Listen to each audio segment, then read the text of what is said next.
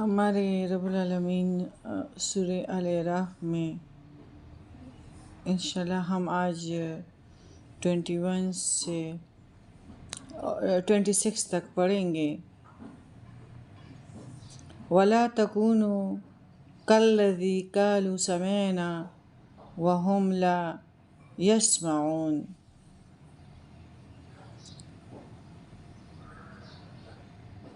اور اسی طرح یہ لوگ کہتے ہیں کہ ہم نے سن لیا مگر وہ سنتے نہیں ہیں۔ ان شر الدواب عند اللہ الصم البکر الذین لا یعقلون۔ یقیناً اللہ کے ہاں بدترین قسم کے جانور ہیں وہ بہرے گونگے لوگ ہیں جو عقل سے کچھ کام نہیں لیتے۔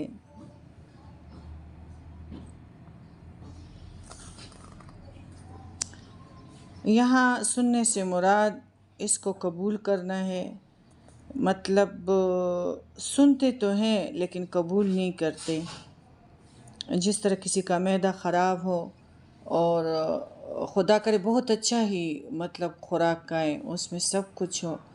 لیکن وہ دوبارہ سے یا الٹی کرتا ہے یا اس کو موشن لگ جاتے ہیں، تو اسی طرح ہر درمیاں جو ان میں ہوتی ہیں سنتے تو ہیں لیکن اس پہ عمل نہیں کرتے، اور اللہ اور رسول کی حکم کی نافرمانیاں کرتے ہیں، اور اس میں ان کو اپنا فائدہ نظر آتا ہے اور یہ سراسر اپنے نقصان خود کر رہے ہوتے ہیں۔ بدترین مخلوق ان کو کہا گیا ہے، شر الدواب یعنی بدترین قسم کے جانور، جس طرح کتے، بلی، بچھو، سانپ بہرے ہیں، گونگے ہیں۔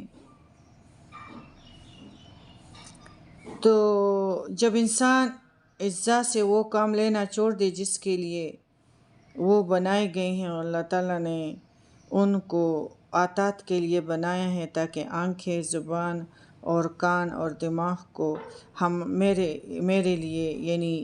میرے کائنات، میری نشانیاں، میرے آیاتوں کو دیکھ کے اس میں کریں اور حق بات کو سنیں اور عقل کے ناخن لیں، لیکن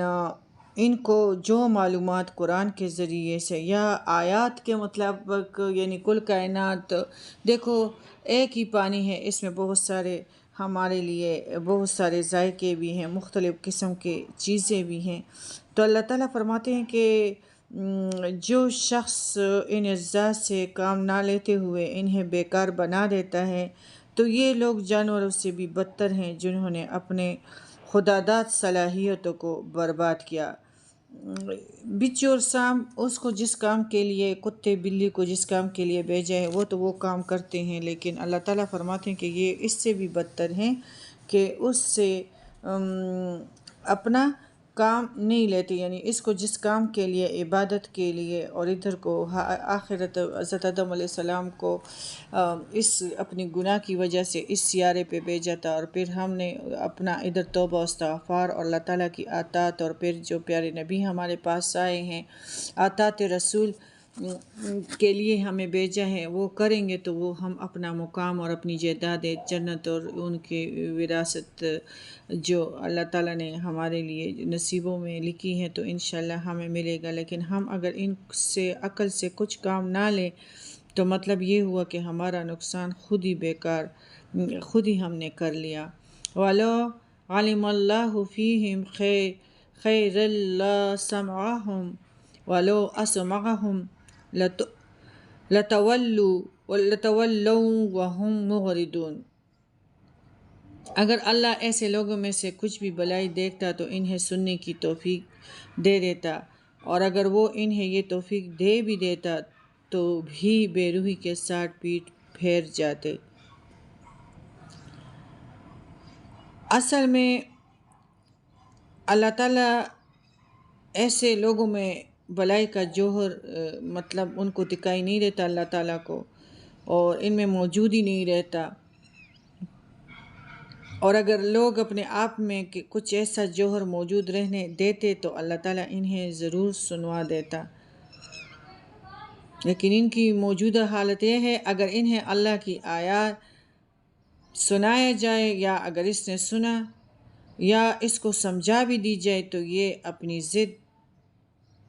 کی وجہ سے وہ تسلیم کرنے کے لیے تیار نہیں ہے اور نہ قبول کرنے کے لیے، جس طرح ہم لوگ اپنے معاشرے کی وجہ سے اللہ کے احکامات کو، پیارے نبی کریم صلی اللہ علیہ وسلم کو، سنتوں کو چھوڑ کے ہم چوری مہندی اور فوتگیاں جو ہمارا عالم ہے، جو ہمارا ڈریس ہے، جو بھی ہے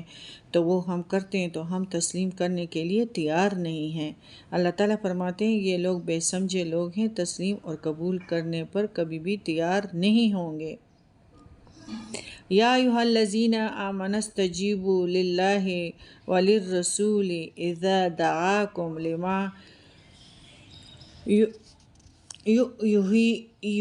یحییکم واعلموا ان اللہ یحول بین المرء وقلبہ وانہ الیہ تحشرون۔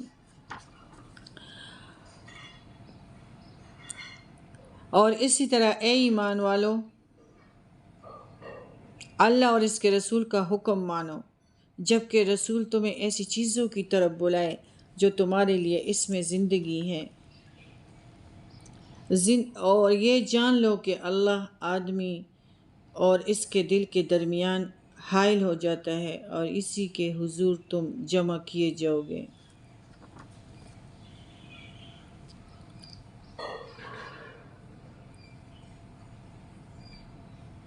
اللہ اور رسول کی جو دعوت ہے یہ ہمارے لیے اس میں ہمارے لیے ابدی کی زندگی ہے، کیونکہ ہم تو ادھر مر جائیں گے لیکن ادھر موت نہیں ہے، نہ تکلیف سے موت آئے گی اور نہ خوشی سے۔ ہمیں قبر میں اور نزاع کے وقت بھی جب ہماری دنیا کا جانے کا وقت ہوگا تو عزت اللہ تعالیٰ دے گا اور قبر میں عزت و اطمینان کی زندگی نصیب ہوگی، اور آخرت میں بھی نعمتوں سے بھرپور ابدی زندگی حاصل ہوگی۔ پوری طرح سمجھنے کے لیے یہ ذہن میں رکھنا چاہیے کہ جس طرح غزوہ بدر کے بعد یہ صورت نازل ہوئی جبکہ مسلمان ایک ریاست قائم ہو چکی تھی اور آزادانہ زندگی گزار رہے تھے، غزوہ بدر میں فتح نے انہیں ایک مساوی قوت کا درجہ دے دیا تھا اور آپس میں نہایت پیار محبت اور بھائی بھائی بن کر رہے تھے۔ اب اس کے مقابلے میں دور جاہلیت کے معاشرے کو سامنے لائی ہے کہ جبکہ لوگ ایک دوسرے کے خون کے پیاسے تھے، جس طرح آج بھی ہم لوگ اپنی جان تو چھڑاتے ہیں تبلیغ سے اور تبلیغ کی محفلوں سے، تو اس وجہ سے تو نہ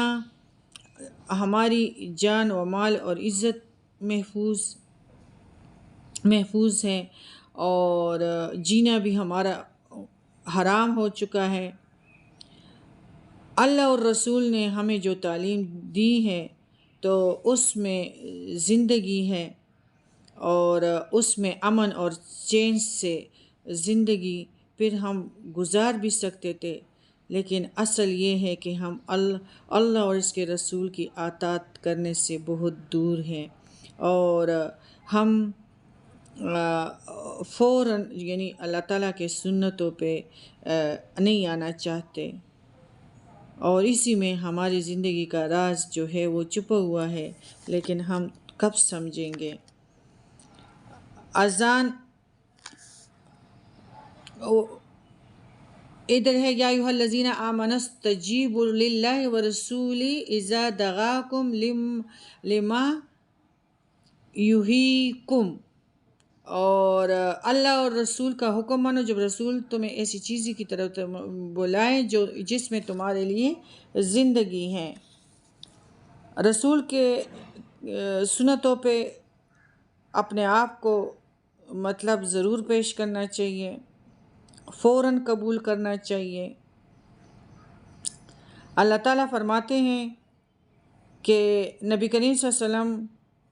کی بات جس نے مانی تو وہ کامیاب ہو گیا،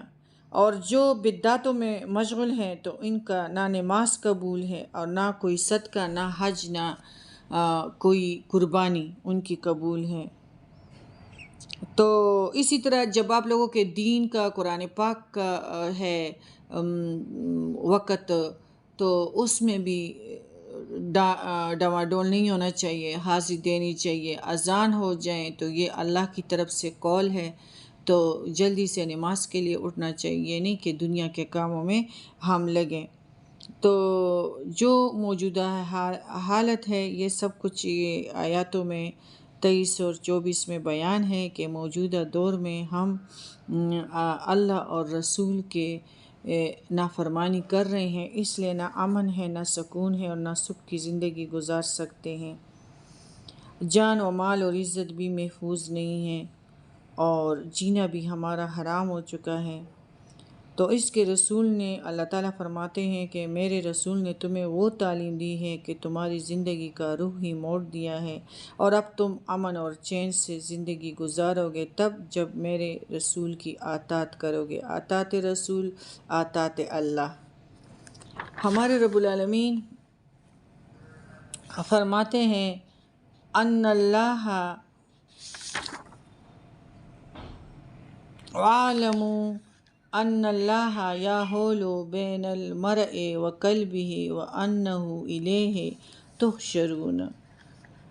آگے ہے واتقوا فتنة لا تصیبن الذین ظلموا منکم خاصۃ واعلموا ان اللہ شدید العقاب۔ اور یہ جان لو ان اللہ یحول، آیت نمبر 24 اور آیت 50، اور جان لو اللہ آدمی اور اس کے دل کے درمیان حائل ہو جاتا ہے، اور اس کے حضور تم جمع کیے جاؤ گے۔ یعنی اللہ آدمی اور اس کے دل کے درمیان ہونے کا مطلب دل کو شیطانی وساوس سے بچانے کی کوشش، یعنی اللہ انسان کے دل کے اتنا قریب ہے کہ وہ اس کے راز، ارادہ و نیت تک کو جانتا ہے، اور دل ہی خیر و شر کا منبع ہے۔ لہٰذا مسلمانوں کو اللہ کے اور رسول کی اطاعت میں دیر نہیں کرنی چاہیے، ورنہ ممکن ہے کہ بعد میں کوئی اور خیال پیدا ہو جائے۔ اور اللہ کا تو قانون ہی یہی ہے کہ انسان جیسا ارادہ نیت کرتا ہے، اللہ اس کے دل کو اس طرح کی راہیں سجانے لگتا ہے۔ حتی الامکان دل کو شیطانی وساوس کی عامہ جگہ بننے سے بچانا چاہیے، اور اس کی واحد صورت یہ ہے کہ بلا تاخیر اللہ اور اس کے رسول کی اطاعت کی جائے۔ اذان پہ لبیک کہنا چاہیے، اٹھنا چاہیے، اور جلدی سے نماز کے لیے تیار ہونا چاہیے۔ قرآن کی کلاس کے لیے اگر جو وقت مقرر ہے تو نکلنا چاہیے، اس میں سستی سے کام نہیں لینا چاہیے۔ اللہ تعالیٰ ایسی چستی پہ خوش ہوتے ہیں۔ آپ دیکھیں کہ ہمارے جتنے بھی ہفتے اور اتوار کے بعد، یعنی جو ہم قرآن جس طرح یعنی ہمارا ایک شوق ہوتا ہے، ہماری ایک تشنگی ہوتی ہے کہ ہم قرآن کو آگے سنیں۔ جب ہمارے یہ 2 دن گزر جاتے ہیں تو دلچسپی وہی نہیں رہتی، پھر آہستہ آہستہ ہماری دوبارہ اسی طرح سے تشنگی اور پیاس اور طلب ہو جاتی ہیں کہ ہم کچھ اور سنیں، ہم اللہ کی کچھ باتیں اور سنیں۔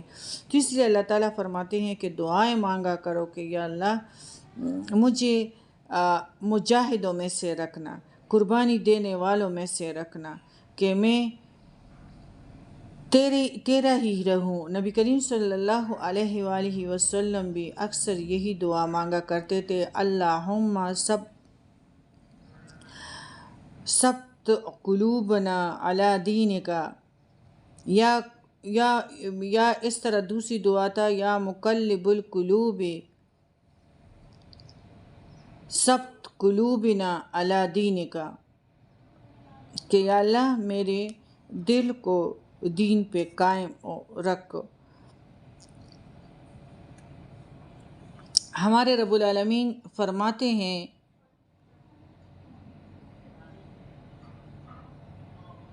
25 میں 26 میں وَاسْكُرُوا إِذَا أَنْتُمْ قَلِيلٌ مُسْتَضْعَفُونَ فِي الْأَرْضِ تَخَافُونَ أَنْ يَتَخَطَّفَكُمُ النَّاسُ فَآوَاكُمْ وَأَيَّدَكُمْ بِنَصْرِهِ وَرَزَقَكُم مِّنَ الطَّيِّبَاتِ لَعَلَّكُمْ تَشْكُرُونَ۔ ہمارا آیت نمبر 26 ہے کہ اور وہ وقت یاد کرو جب تم توڑے سے تھے، زمین میں کمزور سمجھے جاتے تھے۔ کہاں پہ؟ مکہ میں اسی طرح تھے مسلمان، اور تمہیں یہ خطرہ لگا رہتا تھا کہ لوگ تمہیں کہیں تمہیں اچک کر نہ لے جائے۔ پھر اللہ نے تمہیں جائے پناہ مہیا کی اور اپنی مدد سے تمہیں مضبوط کیا، اور کھانے کو پاکیزہ چیزیں دے گا تاکہ تم شکر گزار بنو۔ آزاد سلطنت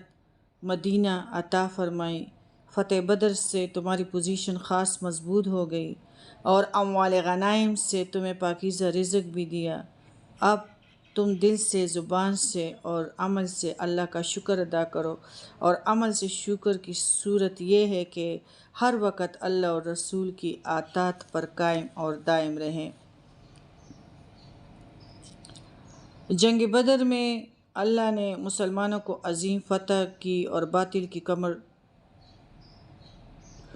ٹوٹی۔ تب جا کر مسلمانوں کو آزادی سے سانس لینا نصیب ہوا، اور مسلمانوں کو بھی قریش مکہ کے ہمسر سمجھا جانے لگا۔ غزوہ بدر سے پہلے تک کفار مکہ کی یہی ذہنیت رہی کہ مسلمان ان کے مفرور قیدی ہیں۔ ان کی اس ذہنیت پر غزوہ بدر کے بعد ہی تبدیلی واقع ہو گئی، اور اللہ تعالیٰ نے ان کو بہت ساری نعمتوں سے نواز دیا۔ ادھر جب مسلمان تھے، جب جنگ بدر نہیں ہوئی تھی، تو مسلمانوں کی مخالفت عامہ میں اور بھی اضافہ اس طرح ہو گیا تھا کہ مکی دور میں مسلمانوں کے دشمن صرف کفار مکہ تھے، جبکہ مدینہ میں کفار مکہ کے علاوہ دوسرے عرب مشرک قبائل اور مدینہ کے یہودی بھی دشمن بن گئے تھے۔ اس طرح جنگ بدر کے بعد ہمارے مسلمانوں کی پوزیشن مضبوط ہو گئی، اور اموال غنائم سے بھی اللہ تعالیٰ نے ان کو مالا مال کر دیا۔ اللہ تعالیٰ ادھر حکم دیتے ہیں کہ اب تم دل سے، زبان سے اور عمل سے اللہ کا شکر ادا کرو، اور عمل سے شکر کی صورت یہ ہے کہ ہر وقت اللہ اور رسول کی اطاعت کرو۔ پاکستان کا مطلب کیا؟ لا الہ الا اللہ، لیکن ہمارا کیا ہے نعرہ کہ ہم چاہتے ہیں کہ ڈر معاشرے کا ہو، اور کام کرے شیطان کی اور رحمت مانگے اللہ سے، تو یہی ہمارے ہلاک کرنے کے اعمال ہے جو اللہ تعالیٰ نے ہمیں اور اقواموں کی محتاج کر دیا ہے۔ اگر ہم اللہ تعالیٰ سے ڈرتے تو ہم کبھی بھی کسی اور قوموں کے محتاج نہ رہتے۔